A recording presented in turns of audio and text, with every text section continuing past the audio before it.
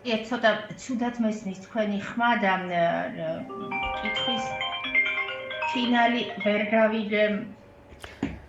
კაპტომაია, ჩემი კითხვა შეეხება ოთარ ფარცხალაძის საქმეს, ვიცით რომ მას წარედგინა ბრალი დაუსწრებლად, ასევე ვიცით მისი პოზიცია აღნიშნულ საკითხთან დაკავშირებით, გარკვეულ ასე ვთქვათ სამართლებრივ სტანდარტს იწუნებს მისი უფლებადამცველი, ამის შესახებ მოვისმინეთ ჩვენ ადვოკატისგან. რა არის თქვენი შეფასება იმ სურათის გათვალისწინებით, რომელიც არის ახლა ამ საქმის ირგვლივ და ასევე დასკვნა? გამარჯობათ, მოგესალმებით. ცოტა ცუდად მესმის, მაგრამ ვეცდები გაგცეთ პასუხი. რაც შეეხება ჩემს შეფასებას დღევანდელ კომენტართან დაკავშირებით, ხომ შინაგან საქმეთა სამინისტროს. ეხლა რაღაცა მტკიცებულებები არის, არ არის, ერთი მხარის ადვოკატის კომენტარი, მეორე მხარის ადვოკატის კომენტარი. ამაზე ჩემს კომენტარებს არ გავაკეთებ, ცხადია, ეს მათი საქმეა და მათ შეუძლიათ ისაუბრონ ამ საკითხებზე. მე ვეცდები სხვა რამეზე გავამახვილო ყურადღება, რაც საგანგაშოდ მომეჩვენა დღევანდელ პრესკონფერენციაზე. პირველი ის, რომ შინაგან საქმეთა სამინისტრო სულ ვამბობ ამას, რა შუაშია ბრალდებასთან დაკავშირებით. ანუ ბრალდებელი არის პროკურორი. აღკვეთის ღონისძიების შუამდგომლობითაც სასამართლოში შედის პროკურორი. ბრალი რა შეეხება, რა დადასტურდა, რა არ დადასტურდა ბრალდებაზე პასუხისმგებელი არის პროკურორი. ჩვენ რატომ გვიყვება ხოლმე შინაგან საქმეთა მინისტრი ასეთ ამბებს, ეს არ ვიცი. და სხვა საქმეებზეც არის ხოლმე ასე, რაღაცა გადანაწილება აქვს ეთქობა გაუგებარი და თავისთავად ცხადია, სამართლებრივი აბსურდი ესაც არის, რომ შინაგან საქმეთა სამინისტრო და მინისტრის მოადგილე გვიყვება იმას, სადაც ბრალდებელი არის პროკურორი. მაგრამ მთავარი ამბავი ნახეთ, მიაქციეთ ყურადღება, რა თქვა დღეს შინაგან საქმეთა მინისტრმა საგანგაშოდ. მან თქვა, რომ დროთა განმავლობაში თურმე რაღაცა დროთა განმავლობაში შეიქმნა დანაშაულებრივი დაჯგუფება, რომელიც რაღაც თავში და ხელმძღვანელებად თურმე რაღაც დროთა განმავლობაში ასევე საიდანაც ჩამოვარდა ბატონი ფარცხალაძე და იქ სხვა გვარები კიდევ. ანუ მან ისე მოგვიყვა ეს, რომ დროთა განმავლობაში თითქოს სადღაც სხვა პლანეტაზე მთვარეზე შეიქმნა დანაშაულებრივი დაჯგუფება და ამ დაჯგუფების უპირობო ლიდერი აღმოჩნდა თურმე შემდეგ ბატონი ფარცხალაძე. შემდეგ დროთა განმავლობაში ეს დანაშაულებრივი დაჯგუფება, რომელიც შეიქმნა, რაღაც ბიზნესაც აწარმოებდა თურმე და სადღაც მოხდა ბიზნეს ინტერესების კვეთა, ჩვენ რო არ ვიცით, წარმოგიდგენიათ და ამას უკავშირდება თურმე ეს მკვლელობა. ეხლა თქვენ როგორ წარმოგიდგენიათ, ეს დროთა განმავლობაში სადღაც მთვარეზე შექმნილი დანაშაულებრივი დაჯგუფება, შინაგან საქმეთა სამინისტრო, მე რომ იყვება დროთა განმავლობაში სადღაც რო შეიქმნაოდა, მისი პასუხისმგებლობა რომ არის ეს, იმიტომ დავიწყე განცხადებიდან. და ამ დროთა განმავლობაში შექმნილი დანაშაულებრივი დაჯგუფება თურმე ბიზნესაც აწარმოებს ამ ქვეყანაში. წარმოგიდგენიათ? ანუ დანაშაულებრივი დაჯგუფება რა ტიპის ბიზნესს აწარმოებს? მე ეს მაინტერესებს ამ ქვეყანაში. როგორ წარმოგიდგენიათ, რომ ეს იყოს კანონიერი და ლეგალური ბიზნესი, ხო? საერთოდ რა შემოსავლებზე და რა ბიზნესებზეა საუბარი ან ერთ დაჯგუფებაზე, ან მეორე და ან საერთოდ ამ ხალხს შორის, რომლებიც თურმე დანაშაულებრივი დაჯგუფების წევრები არიან, ხო? ამაზე არაფერი გითხრა დღეს შინაგან საქმეთა მინისტრის მოადგილემ.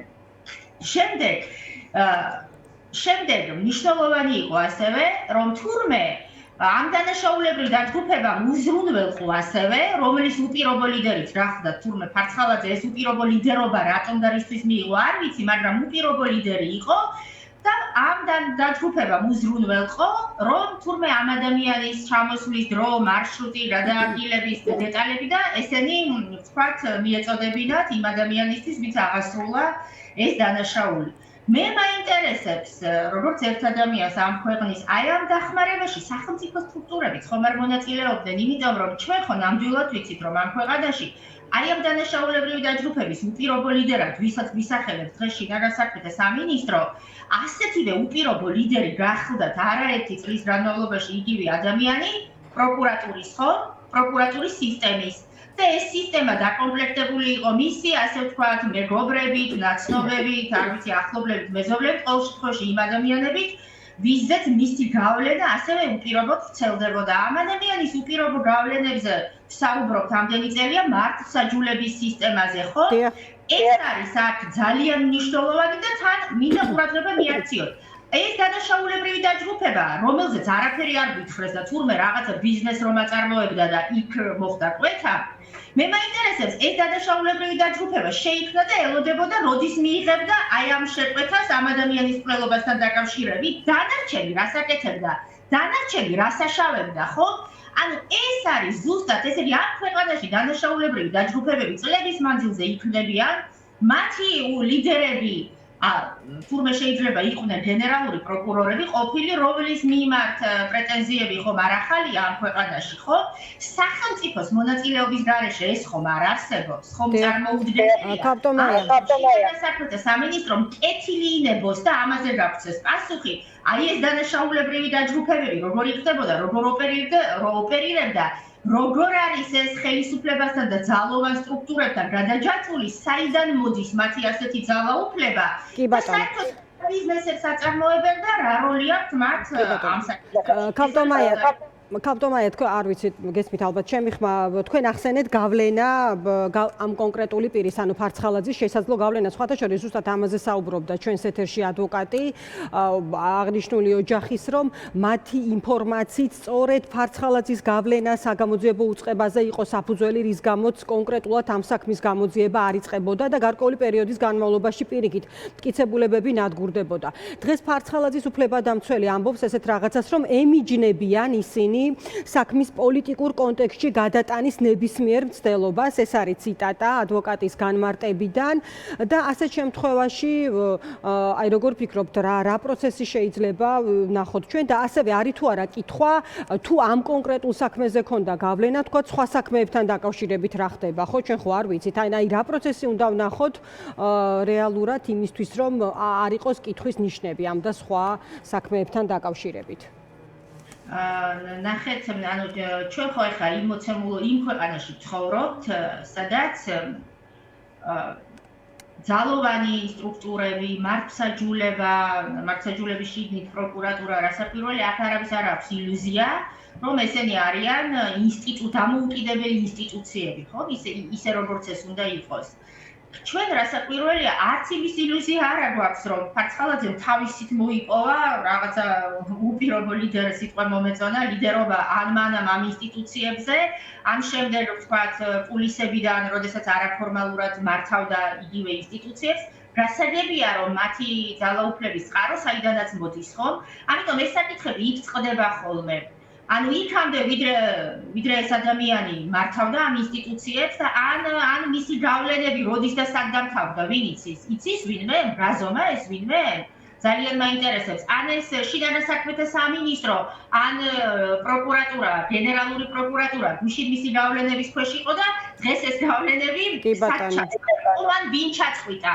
გასაგებია, რომ ჩვენ არანორმალურ ვითარებაში ვართ და ეს სწორედ ამიტომ არ მინდა საქმის არც დეტალებზე, არც გარემოებებზე და არაფერზე საუბარი და ეხლა პოლიტიკასთან რამდენად აქვს ამას კავშირი, თქვენ თავად შეაფასეთ. დანაშაულებრივი დაჯგუფებების, ასე ვთქვათ, თარეშზე გვესაუბრება შინაგან საქმეთა სამინისტრო და ესაც თუ პოლიტიკაა, მაშინ მე არ ვიცი სამართალი რა არის საერთოდ და სამართალდამცავ ბლოკს საერთოდ რა ამოცანები აქვს. ნახეთ, ჩვენი სამართალდამცავი სისტემისთვის უხეშ შედარებას გავაკეთებ, რომ გეკითხათ მზია ამაღლობელს, ახლა მაგალითისთვის, ხო, რახან ამ საქმეზე წარმოვადგენ. კი ბატონო. მზია ამაღლობელის დავალება იყო, თურმე უნდა ჩამოეშალა მთელი პოლიცია და ლამის მთელი პოლიციის ავტორიტეტი დაანგრია. ხომ გახსოვთ მათი კომენტარები, არა? თავარია, ასე ვთქვათ, სილა არ მოხდეს რომელიმე პოლიციელს და არ ჩამოიშალოს სტრუქტურა, თორე დანაშაულებრივი დაჯგუფებები დროთა განმავლობაში რომ იქმნება, ლიდერები რო ყავთ, რაღაცა ბიზნესებსაც რო აწარმოებენ, რაც მარიცის რას, მაგრამ ნებისმიერ შემთხვევაში შავს და უკანონოს, ხო? რაღაცა ბიზნეს გადანაწილებები რომ არის თურმე ჩვენ რომ არ ვიცით ისეთი, ხო, ამ ქვეყანაში და გასაგებია, ანუ ეს ბიზნეს დაჯგუფებები ნახეთ კვლელობაზე შეკვეთასაც თუ იღებენ, ხო წარმოდგენილი გაქვს სხვა შემთხვევაში სადღაც სხვა კვეთები სადაც იყო სხვა ბიზნესებთან დაკავშირებით იქ რა ხდებოდა, ხო? ესენი ჩვენ ხო არაფერი არ ვიცით, ამაზე არაფერი არ მოგვიყვნენ. ამიტომ ეს არის მთავარი ამბავი ამ საქმეში და ეს განცხადება, რომ თურმე გახსნეს, დაამთავრეს, გამოიძიეს და რა მაგარი ბიჭები არიან თურმე პოლიციაში და პროკურატურაში, ეს ასე არ მუშაობს. ამდენი გონიერება ამ ქვეყანაში აქვს ყველას. ვინც მოისმენდა, ვთქვათ, დღევანდელ ბრიფინგს, გასაგებია, რომ ამ ფარცხალაძის ასე ვთქვათ, ამ გადაწყვეტილების უკან არ ვიცი, რაღაცეები რასაკვირველია იგულისხმება, არ მინდა ამ სპეკულაციებში და მკითხაობაში შევიდე. გასაგებია, რომ ჩვენ არ გვჯერავს ის, რომ სახელმწიფო ბრალდებელმა, არ ვიცი, ბრალდების ავტორი ვინც არის, მოკლედ იმუშავა ბევრი და აი გუშინ იმ წერტილთან მივიდა, გადაწყვიტა, რომ აქ ბრალდებისთვის საფუძველი არსებობს და მან მიიღო ეს გადაწყვეტილება. ასე არ არის, რასაკვირველია, მაგრამ ის რაც აღიარა შინაგან საქმეთა სამინისტრომ, ამის თქმა მინდა, რომ ეს დანაშაულებრივი დაჯგუფებები თურმე წლებით თარეშობენ ამ ქვეყანაში, ეს დანაშაულებრივი დაჯგუფებები ვერასოდეს ისე ვერ ითარეშებენ, თუ მათ არ აქვს სამართალდამცავი ბლოკის და იმის უკან ხელისუფლების მხარდაჭერა. ეს სხვანაირად არ იქნება, ორჯერ თავისთავად ცხადია ამ საქმეში. ამიტომ ამაზე გააკეთოს კომენტარები შინაგან საქმეთა სამინისტრომ და ამაზე მოგვიყვებდნენ. რა დანაშაულებრივი დაჯგუფებებია, როგორ შეიქმნა, რატომ შეიქმნა, რას აკეთებდნენ და რას აშავებდნენ საერთოდ. კი ბატონო, და ერთი საკითხი, რაზეც მინდა თქვენ პასუხის მიღება მოვასწრო, აი ეს ეხება ქიმიური ნივთიერებით შესაძლო მოწამვლის საქმეს. თქვენ იცით, რომ ხელისუფლება ისევ არის ამ თემაზე მთავარი კითხვების ადრესატი, რა ქიმიური ნივთიერების გამოყენება მოხდა დარბევის პირველ დღეებში, კონკრეტულად ნოემბრის ბოლოდან, რაზეც დღეს პარლამენტის თავმჯდომარე საუბრობდა, რომ დოკუმენტები ქართულ გამოძიებას აქვს წაკითხული და ამ მოთხოვნის, ასე ვთქვათ, შემთხვევაში მზად არიან გადასცენ კიდეც შესაბამის ორგანიზაციებს. მაგრამ საჯაროობა ჩვენ არ გვინახავს, მიუხედავად საზოგადოების ძალიან მაღალი ინტერესისა. თქვენი შეფასება რა არის ამ კონკრეტულ საკითხზე? შეფასებას რა ვაკეთებ, ვინაიდან ამ საკითხზე არაერთმა ადამიანმა გააკეთა შეფასება და ძალიან ბევრი, ვთქვათ, საღაზრთან ახლოს მდგომი კომენტარი გაკეთა ამ საკითხთან დაკავშირებით. ნახეთ, ყურადღება მიაქციეთ, ქართველმა გამომძიებლებმა რა ნახეს და რა შეისწავლეს, სამწუხაროდ და საუბედუროდ არავინ არ ენდობა. ყოველ შემთხვევაში საღათ მოაზროვნე ადამიანი დარწმუნებული ვარ, რომ არ ენდობა არც ამ ქვეყანაში და მით უმეტეს არ ენდობა საერთაშორისო ინსტიტუციები.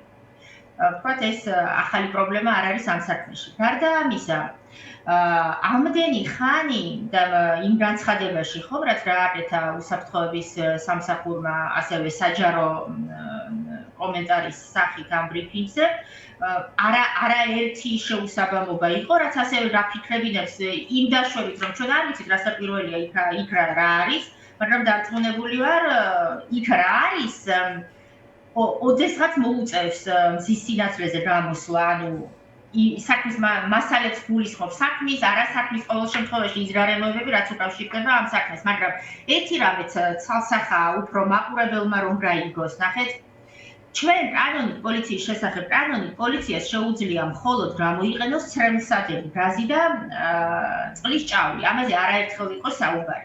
რახან მათ მოუწიათ აღიარონ, იმიტომ რომ ძალიან როგორც ჩანს ძალიან ზედაპირზე იდო ეს მიცემულებები და მათივე განმარტებები ხანწარმა და ხანიკურმა, რომ მათ გააკეთეს კომბინაცია რაღაცა ქიმიური, ასე ვთქვათ, ფხნილის, რაღაც შედაება წყალთან. ამის უფლება არაერთმა სხვა, ასე ვთქვათ, კომენტატორმაც გააკეთა, მაგრამ მე მინდა გითხრათ ცალსახად ასევე ჩემი მოსაზრება ამასთან დაკავშირებით, უბრალოდ კანონის მოსაზრება. ამის უფლება პოლიციას არ აქვს. პოლიციას ვინ მისცა იმის უფლება დადგეს და ხარშოს რაღაც ქიმიური ნივთიერებები, რაღაცა გადაურიოს რაღაცას, გამოიყვანოს რაღაცა ახალი შემადგენლობა და შემდეგ გითხრან, რომ ეს არის თურმე CSO. ვინ მისცა პოლიციას ამის უფლება? პოლიციას შეუძლია მხოლოდ გამოიყენოს ცრემლსადენი გაზი იმ სპეციფიკაციით, CS-ი ასე ვთქვათ, გასაგები რომ იყოს, მაგრამ ეს უნდა იყოს ცრემლსადენი გაზი, ძირითადად ეს არის ხოლმე ინდივიდუალური მოგერიების საშუალება და წყლის ჭავლი, მაგრამ ესენი გადარიოს ერთმანეთში და რაღაცა ქიმიური ნაერთები აკეთოს. გახსოვთ კომენტარი ამ ქვეყნის პრემიერ-მინისტრის შინაგან საქმეთა მინისტრი ქიმიკოსი ხომ არ არისო და საგანგებო დანიშნულების დანაყოფის პოლიციელები სულ უმაღლესი ქიმიური განათლებით არიან და საზოგადოებრივი ჯანდაცვის სპეციალისტები არიან, რომ რაღაცებს ხარშავენ და რაღაცასთან ურევენ.